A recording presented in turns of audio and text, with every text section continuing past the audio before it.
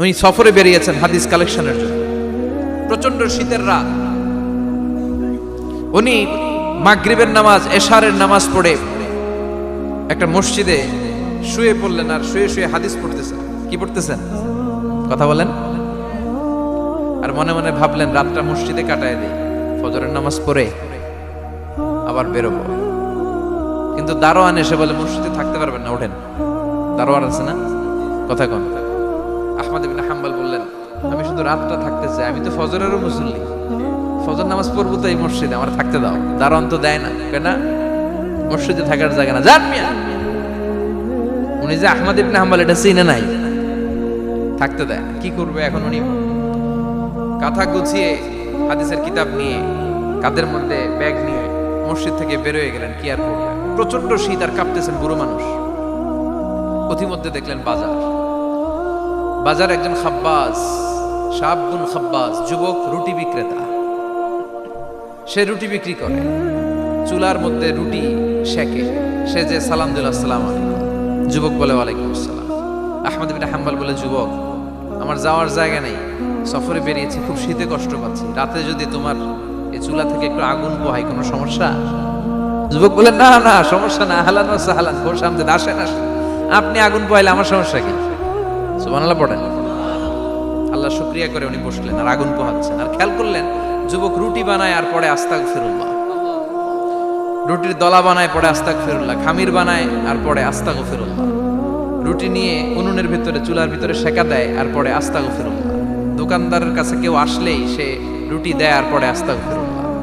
ক্রেতার কাছ থেকে টাকা নিয়ে ক্যাশ বক্সে রাখে আর কি পড়ে, আবার রুটি বানানো শুরু করে আর কি পড়ে, খালি এইটাই পড়তেছে। ইমাম আহমদ ইবনে হাম্বল তো অবাক, কিরে এটা আবার কেমন যুবক, খালি আস্তাগফিরুল্লাহ। উনি প্রশ্ন করলেন যুবক ঘটনা কি? আসার পর থেকেই তোমার দেখতেছি তুমি রুটি বানাও, রুটি বিক্রি করো আর পড়ো আস্তাগফিরুল্লাহ, মালাকা ইয়া শাবাব। যুবক বলে আস্তাগফিরুল্লাহ আমার সবচেয়ে বেশি পছন্দের আমল, আমি সব সময় আঠার মধ্যে ইস্তেগফারের সাথে লেগে থাকি আর সব সময় পড়তে থাকি আস্তাগফিরুল্লাহ, আর এর বদৌলতে আল্লাহ আমারে মুস্তাজাবুদ দাওয়া বানিয়ে দিয়েছে। আহমদ ইবনে হাম্বল তো অবাক, আনতা মুস্তাজাবুদ দাওয়া,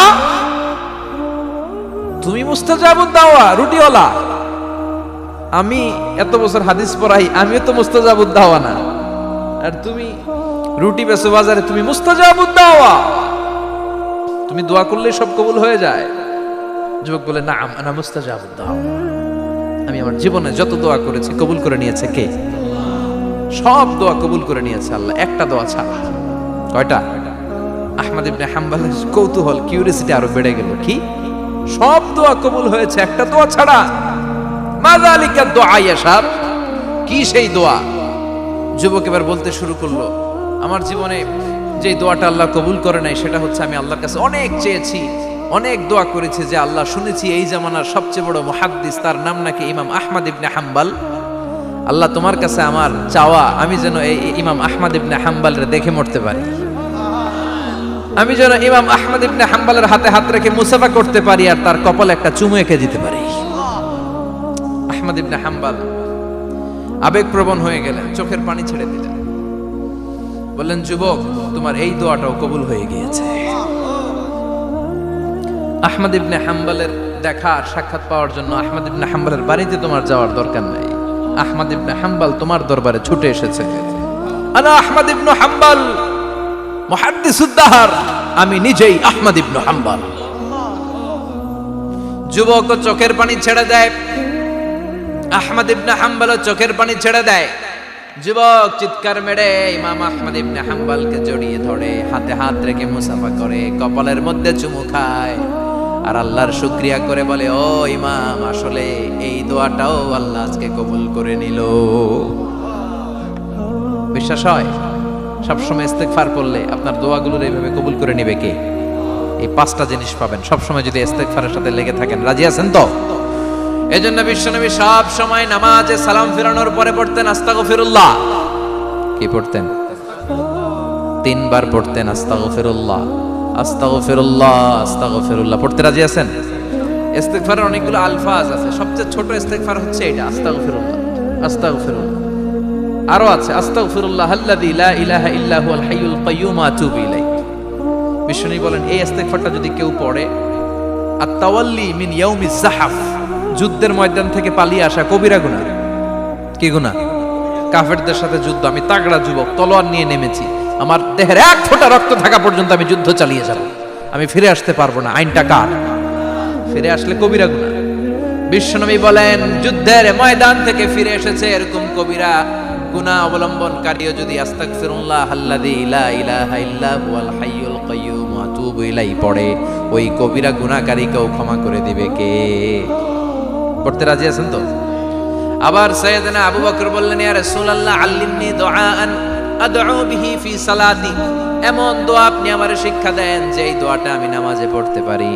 বিশ্বনবী বললেন, পড়ো আল্লাহুম্মা ইন্নী যালামতু নাফসি যুলমান কাসীরান ওয়া লা ইয়াগফিরুয যুনুবা ইল্লা আনতা ফাগফিরলি মাগফিরাতাম মিন ইনদিক ইন্নাকা আনতাল গফুরুর রহিম। সুবহানাল্লাহ পড়েন। এটাও ইস্তেগফার। আমরা এটার বলি দোয়া মাসুরা, সালাম ফেরানোর আগে পড়ি না? যেখানেই ক্ষমা চাওয়ার কথা আছে ওইটারই কি বলে? ইস্তেগফার। আল্লাহুম্মা ইন্নী যালামতু নাফসি, আল্লাহ জুলুম করেছি, যুলমান কাসীরা, অনেক জুলুম, ওয়ালা ইয়াগফিরুয যুনুবা ইল্লা আনতা, তুমি ছাড়া এই গুনাহ ক্ষমা করার তো কেউ নাই। ফাগফিরলি মাগফিরাতাম মিন ইনদিক, তোমার দয়ায় আমারে ক্ষমা করে দাও। ইন্নাকা আনতাল গফুরুর রহিম, তুমি হলা ক্ষমাশীল। ঠিক কি না? এটাও ইস্তেগফার, এটাও পড়বে। আর এই সব ইস্তেগফারের শ্রেষ্ঠ ইস্তেগফারের নাম সাইয়্যিদুল ইস্তেগফার। যত ইস্তেগফার হতে পারে এর মধ্যে সবচেয়ে শ্রেষ্ঠতম ইস্তেগফার নাম কি? কথা কন। বুখারীর বর্ণনা, শাদ্দাদ ইবনে আউস রাদিয়াল্লাহু তাআলা আনহু বর্ণনা করেন, এই সাইয়্যিদুল ইস্তেগফার দিনের বেলা যে পড়বে ওই দিনে মারা গেলে সে জান্নাতি। এই সাইয়্যিদুল ইস্তেগফার রাতের বেলা যে পড়বে ওই রাতে যদি ইন্তেকাল হয় ওই লোকটা জান্নাতি। মুখস্থ আছে না? কার কার মুখস্থ হাত তুলেন? মাশাআল্লাহ, তাবারাকাল্লাহ, মাশাআল্লাহ, মাশাআল্লাহ। আর যাদের নাই তাদের হোমওয়ার্ক, তাদের আল্লাহুম্মা আনতা রাব্বি লা ইলাহা ইল্লা আনতা খালাকতানি ওয়া আনা আবদুক ওয়া আনা আলা আহদিকা ওয়া ওয়া'দিকা মাস্তাতা'তু আউযু বিকা মিন শাররি মা সানা'তু আবু'ু লাকা বিনি'মাতিকা আলাইয়া ওয়া আবু'ু লাকা বিযামবি ফাগফিরলি ফাইন্নাহু লা ইয়াগফিরুয যুনুবা ইল্লা আনতা। সুবহানাল্লাহ পড়েন। আজকে রাতে পড়ছেন, মারা গেলে জান্নাতি। চিল্লায় পড়েন না আল্লাহু আকবার। এজন্য বিশ্বনবী বলেন আমার আগের গুনাহও মাফ, পরের গুনাহও মাফ, তারপরেও প্রতিদিন আমি 70 বার তওবা ইস্তেগফার পড়ি। আজকে থেকে পড়তে রাজি আছেন তো?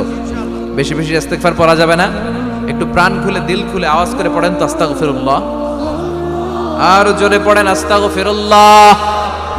আবার সবাই পড়েন আস্তাগফিরুল্লাহ। সব সময় তওবা ইস্তেগফার যারা পড়ে তাদেরকে পছন্দ করে কে? সব সময় জিকির করে করে জিহ্বাটারে যারা ভিজিয়ে রাখে তাদেরকেও পছন্দ করে কে? আল্লাহ বলেন ওয়াজকুর রাব্বাকা ফি নাফসিকা তাদাররুআন ওয়া খীফাতান ওয়া দুনাল জাহরি মিনাল কওলি বিল গুদুবি ওয়াল আসাল ওয়া লা তাকুম মিনাল গাফিলিন। সুবহানাল্লাহ পড়েন। আল্লাহ বলেন ওয়াজকুর রাব্বাকা ফি নাফসিক, আল্লাহরে মনে মনে ডাকো। তাদাররুআন ওয়া খীফা, আল্লাহর জিকির করতে আল্লাহ বলেছেন ফি নাফসিক। বুঝতেছেন না অর্থ? ফি নাফসিকা, মনে মনে আল্লাহর জিকিরটা করো। তাদাররুআন ওয়া খীফা, তাদাররুআ মানে বিনয়ের সাথে, with full of humility, submission and humbleness, বিনয়ের সাথে আল্লাহর ডাকো। ওয়া খীফা, গোপনে গোপনে ডাকো। দুনাল জাহারি মিনাল কওল, চিৎকার চেঁচামেচি করে ডেকো না। কার কথা? আওয়াজ করে জিকির করো না। এই যে আমরা মাহফিলে লা ইলাহা ইল্লাল্লাহ জিকির করে, এটা তালিম। উদ্দেশ্য কি? তালিমের জন্য আওয়াজ করে জিকির জায়েজ আছে, কিন্তু ব্যক্তিগত জিকিরের যে ইবাদতটা এটা আস্তে আস্তে হইতে হবে, এটা ভদ্রভাবে হতে হবে, চিল্লাচিল্লি করে নয়। আবার তালিমের জিকির ওইটাও ভদ্রভাবে। ইন্নাল্লাহা জামিল ইউহিব্বুল জামাল, আমার আল্লাহ সুন্দর, আমার আল্লাহর জিকিরের মধ্যেও সৌন্দর্য আছে না নাই? কিন্তু এদেশে জিকিরের ভেতরে লাফালাফি আছে না নাই? বেশি না কম? কি বসেন বসেন, হ্যাঁ বসে যান তো, অনেক ধরনের আছে জিকির। হ্যাঁ বসেন বসেন, বসে যান। হ্যাঁ হাইবার আলী, এটা কি আবার জালালি? তো এই যে ইন্নাল্লাহা জামিল ইউহিব্বুল জামাল, আমার আল্লাহ সুন্দর, আমার আল্লাহর জিকিরের মধ্যেও সৌন্দর্য আছে না নাই? তালিমের উদ্দেশ্যে সবাই মিলে জিকির করা জায়েজ, কিন্তু চিল্লাফাল্লা করা যাবে না, লাফালাফি করা যাবে না, মাথা ডানে বায়ে ঝোলানো যাবে না, ঠিক কি না? কিন্তু লাফালাফির জিকির আছে না নাই? লাফাইতে লাফাইতে, হ্যাঁ, গাছের আগায় বাঁশের আগায়, আবার যিনি জিকির পরিচালনা করে ওনার কান্দে যাইয়া ওঠে, আছে না নাই? বিশ্বনবী সাহাবীদের নিয়ে জিকির করছেন, সাহাবারা লাফাতে লাফাতে খেজুর গাছের আগায়, হাদিসে আছে না এটা? বিশ্বনবী সাহাবাদেরকে নিয়ে জিকির করছেন, লাফাতে লাফাতে আবু বকর বিশ্বনবীর কান্দের উপরে, আছে হাদিসে আছে। এটা জিকির নয়। কি সুন্দর দেখেন, ইসলাম বোঝা কত সহজ। ওয়াজকুর রাব্বাকা ফি নাফসিকা তাদাররুআ ওয়া খাইফা, গোপনে জিকির করো, ভদ্রতার সাথে বিনয়ের সাথে জিকির করো। ওয়ালা তাকুম মিনাল গাফিলিন দুনাল জাহারি মিনাল কওল, চিৎকার চেঁচামেচি করে জিকির করো না। যারা চিকফাল দিয়ে হই হই হই হই করে, আছে না? হই হই হই হই হই হইয়ের ভিতরে আল্লাহর নাম আছে, হ্যাঁ? এই যে হুই হাই হুই হাই, এই স্টাইলের যে জিকির, এটার ভিতরে আমার আল্লাহর নাম আছে? আল্লাহর নাম যদি না থাকে ওইটা জিকির হবে? কথা বলেন। বিষ্ণু বললেন, খবরদার, চিৎকার চেঁচামেচি করে লাফালাফি করে যারা জিকির করে এরা মনে করে আল্লাহ কানে শুনে না। কথা বলেন। আপনি গোপনেও আল্লাহর ডাকলে আপনার ডাকে সাড়া দিবে কে? এজন্য রাব্বুল আলামিন বলেন, ফাযকুরুনি আযকুরকুম ওয়াশকুরুলি ওয়ালা তাকফুরুন। বান্দা আমার জিকির তোমরা করো, আমিও তোমাদের জিকির করব, ঠিক কি না? আমরা যদি আল্লাহর জিকির করি, আমাদেরও জিকির করে কে? সুবহানাল্লাহ কইবেন না? আমরা আল্লাহর জিকির করে, আল্লাহ নাকি আমাদের জিকির করে, জানো তো না কথা এটা? আবার হাদিসে কুদসিতে আল্লাহ বলেন, ফাইন যাকারানি ফি নাফসি যাকারতুহু ফি নাফসি। আমার বান্দা যদি একা একা আমার জিকির করে, আমি আমার বান্দারে একা একা স্মরণ করি। ওয়া ইন যাকারানি ফি মালাইন যাকারতুহু ফি মালাইন খায়রিম মিনহু। এরকম মহা সম্মেলন করে যদি কেউ আমি আল্লাহর জিকির করে, আমি এর চেয়েও বড় মহা সম্মেলন ফেরেশতাদেরকে নিয়ে করে আমার বান্দারে স্মরণ করি। ওয়া ইন তাকাররাবা ইলাইয়া শিবরান তাকাররাবতু ইলাইহি যিরাআন। আমার বান্দা যদি আমার দিকে এক বিঘত আসতে চায়, আমি আমার বান্দার দিকে এক হাত এগিয়ে যাই। আমার